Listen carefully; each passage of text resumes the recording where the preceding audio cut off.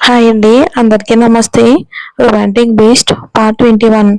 ఆ మేడం కూర్చున్న టేబుల్ మాత్రమే ఖాళీగా ఉంది సార్ అని అనడంతో అటువైపు చూసిన వాళ్ళ ముగ్గురికి శశి కనిపించడంతో, మోనా మాకొద్దు, వేరే టేబుల్ అరేంజ్ చేయండి అని చెప్పే లోపల అమర్ మాకు ఓకే అంటూ కోపంగా చూసిన సిద్ధార్థని చూస్తూ, అంటే నువ్వే కదా అందరితో కలిసి డిన్నర్ చేద్దామన్నావు, ఇంకా స్పెషల్ రూమ్ లో డిన్నర్ చేయడానికి మన రూమ్స్ లో డిన్నర్ చేయడానికి పెద్ద డిఫరెన్స్ ఏమీ లేదు, అందుకే ఓకే చెప్పాను అంటూ బ్రైట్ స్మైల్ తో పర్ఫెక్ట్ ఎక్స్ప్లెనేషన్ ఇవ్వడంతో సిద్ధార్థ్ కొంచెం అసహనంగా ఫీల్ అవుతూ మోనాతో కలిసి శశి ఉన్న టేబుల్ దగ్గరకు వెళ్తే అమర్ వాళ్ళకి కావలసిన ఐటమ్స్ అన్ని కూడా ఆర్డర్ ఇస్తూ ఆగిపోయాడు. ఇక తన లోకంలో తానున్న శశికి ఎదురుగా సిద్ధార్థ్ మొన్నతో కలిసి మాట్లాడుతూ రావటంతో ఒక క్షణం వాళ్ళిద్దరినీ అలానే చూసి వాళ్ళతో పాటు మేనేజర్ సిద్ధార్థ్కి రెస్పెక్ట్ ఇస్తూ తీసుకురావటం చూసి అలానే ఉండిపోయింది. మేనేజర్ మాటల్లో వాళ్ళ టేబుల్ ఖాళీ లేక అక్కడ కూర్చున్నారు అని అర్థమై సిద్ధార్థ్ ఫేస్ లో కనిపిస్తున్న చిరాకు గమనించి వేరే దగ్గర సింగిల్ చైర్ ఖాళీ ఉండటంతో అక్కడే కూర్చుందామని లేచింది. తను ఎందుకు లేచిందో అర్థమైన సిద్ధార్థ్ కేర్లెస్ గా ఉండిపోతే అప్పుడే అక్కడికి వచ్చిన అమర్ ఏ శశి షిట్ అని అన్నాడు. శశి కొంచెం అనీజీగా నేను వేరే దగ్గర కూర్చుంటాను అమర్ సార్, క్యారియన్ అని అనడంతో Amar no problem Shashi sit, ఇప్పుడు ఎక్కడా ఖాళీ లేదు చూడు అని అనడంతో అప్పుడే ఆ సీట్ లో వేరే వాళ్ళు కూర్చోవడంతో శశి ఇంకా తప్పక అక్కడే కూర్చుంది. ఇంతలో సిద్ధార్థ్ మోనా డిన్నర్ కు వచ్చారు అని తెలియడంతో సిద్ధార్థ్ తో ఫ్రెండ్షిప్ కారణంగా నార్మల్ గా అక్కడికి వచ్చింది ఆ మూవీలో ఇంకొక హీరోయిన్. తను కూడా రావడంతో సిద్ధార్థ్ నార్మల్ గా ఉంటే మోనాకి సిద్ధార్థ్ కి తనకి మధ్య ఇంతమంది అన్నట్టు ఫీల్ అయినా శశిని సిద్ధార్థ్ దృష్టిలో ఇంకా చీప్ గా ప్రొటెక్ట్ చేయడానికి బెస్ట్ సిచ్యువేషన్ ఇదే అనుకుని వెయిట్ చేస్తుంది మోనా. వాళ్ళు ఆర్డర్ ఇచ్చిన ఫుడ్ కూడా తొందరగానే వచ్చి తినడం మొదలు పెట్టారు. ఇక శశి ఎదురుగానే సిద్ధార్థ్ ఉన్నాడు. అమర్కి ఒక పక్కన ఉన్న శశికి మరొక పక్క వాల్ ఉండడంతో వాళ్ళు శశిని వదిలి ఫీల్డ్ లో ఫార్మల్ ఫ్రెండ్స్ అయిన వాళ్ళు సరదాగా జోక్స్ వేసుకుంటూ తింటున్నారు. అమర్ని కూడా వాళ్ళ మాటల్లో తనని యాడ్ చేసుకుంటున్నారు. ఇక తను శశిని కూడా వదలకుండా ఏదో ఒకటి మాట్లాడుతూ డిన్నర్ చేస్తున్నాడు. శశి వాళ్ళు ఒక పక్కనే కూర్చుని తనకు అసలు ఐడియా కూడా లేని ఫీల్డ్ గురించి వాళ్ళు మాట్లాడుకోవడంతో తను సైలెంట్ గా ఎప్పట్లాగానే డిన్నర్ అయితే కంప్లీట్ చేస్తుంది. ఇంతలో మోనా హే శశిరేఖ, ఏంటి అంత ఫాస్ట్ గా తింటున్నావు, ఇక్కడ ఫుడ్ ఎంత బాగున్నా అంతా ఒక రోజే తినలేవు అని వెటకారంగా అనడంతో వాళ్ళతో పాటే కూర్చుని హీరోయిన్ చిన్నగా నవ్వింది. శశి తినేదల్లా ఒక క్షణం ఆగిపోతే సిద్ధార్థ్ ఆగిన శశి వైపుకి ఒకసారి చూసి స్మైల్ కూడా ఇవ్వకుండా నార్మల్ గానే తింటున్నాడు. అమర్ హే అని అంటూ వాళ్ళని ఆపేలోపు మోనా అయినా శశి ఇది మీ ఇల్లు కాదు, నువ్వు నీకు నచ్చినట్టు తినడానికి ఎక్కడైనా కొంచెం మేనర్స్ మెయింటైన్ చేయొచ్చు కదా అని అంది.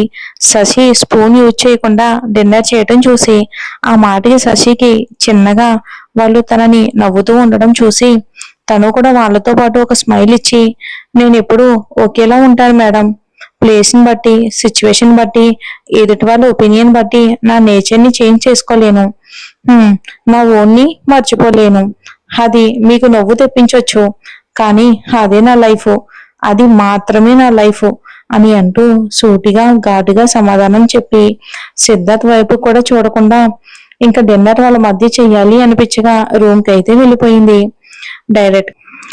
డైరెక్ట్ గా చెప్పకుండానే నా రేంజ్ ఏదైనా కానీ ఎదుటి వాళ్ళు ఎలాంటి వారైనా కానీ నా ప్రేమని మార్చుకోలేను అని స్థిరంగా చెప్తున్నట్టు అనిపించిన శశి మాటలకి తన కళ్ళల్లో కనిపించిన భావాలకి సిద్ధార్థ్ కళ్ళలో తెలియని భావం కనబడితే మోనాకి మాత్రం తనకి ఎదురు చెప్పిన శశి మీద విపరీతమైన కోపం వచ్చింది.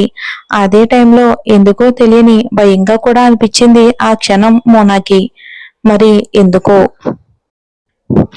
లంచ్ కూడా సరిగ్గా ఫినిష్ చేయకుండా కూర్చున్న శశి తన మెడలో ఉన్న తాళని చూసుకుంటూ నీకు నేను మరీ ఇంత దూరం అయిపోయాను అభి, నాకు తెలీదు, అలానే ఆ దూరాన్ని దగ్గర ఎలా చేయాలో కూడా తెలియడం లేదు, కానీ ఒకటి మాత్రం చెప్పగలను అభి, నా లైఫ్ లో నువ్వంటూ ఉంటేనే నేనంటూ ఉంటాను, అప్పటి వరకు అభిమన్యుడి కోసం ఎదురు చూసిన ఆ శశిరేఖల ఈ శశిరేఖ కూడా ఎదురు చూస్తూనే ఉంటుంది అని అనుకుని దాన్ని మళ్ళీ జాగ్రత్తగా ఎవరికీ కనిపించకుండా సెట్ చేసుకుని తనని అన్ని మాటలు అన్నా కానీ నాన్న తమ్ముడు గురించి తలుచుకుని వాళ్ళ గురించి తెలుసుకోవాలి అనిపిస్తూ ఉంటే వెదర్ చేంజింగ్ కి కోల్డ్ రావటంతో మాస్క్ పెట్టుకుని తన దగ్గర ఫోన్ లేకపోవటంతో రిసెప్షన్ దగ్గరికి వచ్చింది. అక్కడికి రావటం తనకి కొంచెం బిడియంగా అనిపించినా మళ్ళీ ఇప్పుడు ఫోన్ కోసం సిద్ధార్థని అడగలేదు. అలాగే సిద్ధార్థ్ దగ్గర ఉన్న అమన్ని అడగలేక వచ్చింది. తనకి కన్నడ రాకున్నా ఇంగ్లీష్ వచ్చు కాబట్టి can I make a call అని అడగడంతో అక్కడ ఉన్న రిసెప్షనిస్ట్ కూడా పాజిటివ్ గా రెస్పాండ్ అయ్యి ల్యాండ్ లైన్ రిసీవర్ ఇచ్చేలోపు వాళ్ళకి కస్టమర్ నుండి కాల్స్ రావడంతో పాటు అక్కడే ఉన్న land line out of service అవడంతో కాల్ మాట్లాడడం కోసమని వెయిట్ చేస్తూ అక్కడే కూర్చుంది శశి. ఇదంతా కూడా ముందు నుండి అక్కడ తన రూమ్ కి కోసం వెయిట్ చేస్తున్న పర్సన్ చూసి మీకు ఎలాంటి ప్రాబ్లం లేకుంటే నా మొబైల్ నుండి కాల్ చేసుకోవచ్చు అంటూ ఇంగ్లీష్ లో మాట్లాడుతూ మొబైల్ ముందుకు ఇవ్వడంతో చాలా ఫేర్ గా హ్యాండ్సమ్ గా ఉన్న అతన్ని నర్వస్ గా చూసి no thank you I will wait అని అంది. ఇలాంటి ఫాస్ట్ కల్చర్ లో కూడా హాఫ్ శారీతో చక్కగా అందానికి ఇదే రూపం అనిపించేలా ఉన్న శశిని తన మాటల్లో బిర్యానీ అబ్జర్వ్ చేసి ఓకే అంటూ తన రూమ్ కి తీసుకుని వెళ్ళిపోయాడు. తర్వాత తను డిన్నర్ కంప్లీట్ చేసుకుని వాక్ చేస్తూ కాల్ మాట్లాడుతూ బయటకు వచ్చినా కానీ ఇంకా శశి అదే పొజిషన్ లో ఉండటంతో తనకి అవసరం లేదు అనుకోకుండానే వచ్చి ఇంకా ఎంతసేపు వెయిట్ చేస్తారు మీరు, you can make call on my phone అని అనడంతో సడన్ గా తను ముందుకు వచ్చి మాట్లాడిన అతన్ని కొద్దిగా భయంతో చూస్తూ ఉండగానే అతను మీరు నన్ను చూసి భయపడాల్సిన అవసరం లేదు, నేను కూడా తెలుగువాడినే, ట్రస్ట్ మీ, మీరు కూడా తెలుగు అమ్మాయి అన్న కన్సర్న్ తో మీతో మాట్లాడుతున్నాను అని అనడంతో శశికి తెలుగు అనడంతో నేటివ్ ఫీలింగ్ తో పాటు అతని కళ్ళల్లో ఎక్కడ రాంగ్ ఇంటెన్షన్ కనిపించకపోవడంతో థ్యాంక్ యూ అంటూ అతను అందించిన ఫోన్ తీసుకుని వాళ్ళ బాబాయ్ నంబర్ కి కాల్ చేసింది.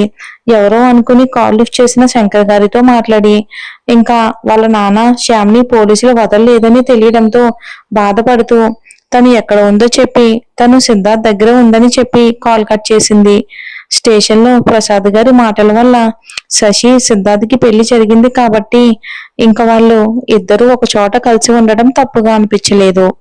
అలాగే శశి అంతకు ముందు కంటే ఇప్పుడు ఎక్కువ బాధపడుతుందని పాపం ఆయనకి తెలియక తను హ్యాపీగా ఉంది అనుకుని ఆనందపడ్డారు. ఇంతకు ముందు వరకు శశి కళ్ళల్లో మాత్రమే బాధ కనిపిస్తే ఇప్పుడు కాల్ మాట్లాడాక ఆ బాధ ఫేస్ లో కూడా కనిపించడంతో అలాంటి ప్యూరిటీ ఉన్న ఫేస్ లో అంత బాధ ఎందుకు అడగాలి అనిపించినా అది కరెక్ట్ కాదని ఆగిపోయాడు అవతల పర్సన్. శశి సైలెంట్ గా మొబైల్ ఇచ్చి థ్యాంక్ యూ చెప్పి తన రూమ్ కి వచ్చింది. అతను మాత్రం శశి వెళ్ళినా కానీ తన వైపే చూస్తూ ఉన్నాడు. సిద్ధార్థ్, శశి, అమర్, మోనా ఉన్న రూమ్స్ ఒకటే ఫ్లోర్ కావడంతో శశి తన రూమ్ లోకి వెళ్ళడానికి బయట కాల్ మాట్లాడుతున్న సిద్ధార్థ్ ని క్రాస్ చేస్తూ వెళ్తూ ఉండగానే సిద్ధార్థ్ తో మాట్లాడడానికి అక్కడ నిలబడింది శశి. శశి అక్కడ తన కోసమే నిలబడింది అని అర్థమైనా అలానే తన కాల్ కంటిన్యూ చేస్తూ మాట్లాడ్డాడు. చాలా సేపటి వరకు మాట్లాడినా కానీ ఇంకా వెయిట్ చేస్తున్న శశిని చూసి వాట్ అని అన్నాడు సీరియస్ గా. ఎందుకో సిద్ధార్థ్ తనతో బిహేవ్ చేసినా ఇంకా ప్రేమ పెరుగుతుందే కానీ అతని మాటల వల్ల కోపం వల్ల సిద్ధార్థ్ అంటే తెలియకుండానే తనలో భయం కూడా పెరుగుతుంది ఒక పక్క. కానీ సిద్ధార్థ్ మీద ఉన్న ప్రేమ ఆ భయాన్ని కూడా తన ప్రేమకి బ్యారియర్ కాకుండా చేస్తుంది. సిద్ధార్థ్ అడగగానే సిద్ధార్థ్ సార్, మా నాన్న శ్యామ్ని వదిలేయమని చెప్పండి, మీకు వాళ్ళ మీద కోపం వచ్చింది నా కారణంగానే, కానీ వాళ్ళు అలా ఉండటం నాకు ఇష్టం లేదు, ప్లీజ్ వాళ్ళని వదిలేయమని పోలీసులకు చెప్పండి అని అంది. సిద్ధార్థ్ ఆ మాటలకి శశి వైపుకు వియర్ లుక్ ఇస్తూ వాళ్ళని అలా ఉంచింది నిన్ను అన్నందుకు మాత్రమే కాదు, నన్ను బ్లేమ్ చేసేంత ధైర్యం చేసినందుకు కూడా, సో వాళ్ళని వదలమని చెప్పడం అస్సలు కుదరదు, ఇంక నువ్వు వెళ్ళొచ్చు అని అన్నాడు ఎలాంటి మొహమాటం లేకుండా Siddharth. Sir sir please sir నా మాట వినండి అని అంటున్నా కానీ డోర్ క్లోజ్ చేసేసాడు. సిద్ధార్థ్ అలా ఫేస్ మీదే డోర్ క్లోజ్ చేయటం చాలా హట్టింగ్ గా అనిపించినా బాధని బయటికి కనిపించనివ్వకుండా రూమ్ కి వచ్చింది. కానీ తను వెళ్ళగానే హార్డ్ గా ఉన్న సూప్ తన రూమ్ కి రావటంతో దాన్ని వద్దని చెప్పినా షూట్ కి వచ్చిన వాళ్ళందరికీ వెదర్ చేంజింగ్ కి హెల్త్ కండిషన్ నార్మల్ గా ఉంచడానికి మా హోటల్ మేనేజ్మెంట్ ఈ డిసిషన్ తీసుకుంది, హోప్ యూ లైక్ ఇట్ అంటూ అక్కడ పెట్టడంతో కొంచెం టేస్ట్ చూద్దామని ఒక స్పూన్ తీసుకోగానే వేడిగా కొంచెం స్పైసీగా ఉండటంతో అసలే సగం ఆకలితో వచ్చేయడంతో పక్కన పెట్టకుండా కడుపు నిండా తాగేసింది. అప్పటి వరకు ఉన్న నీరసం కూడా ఆ క్షణం తీరిపోయినట్టు అనిపించింది శశికి.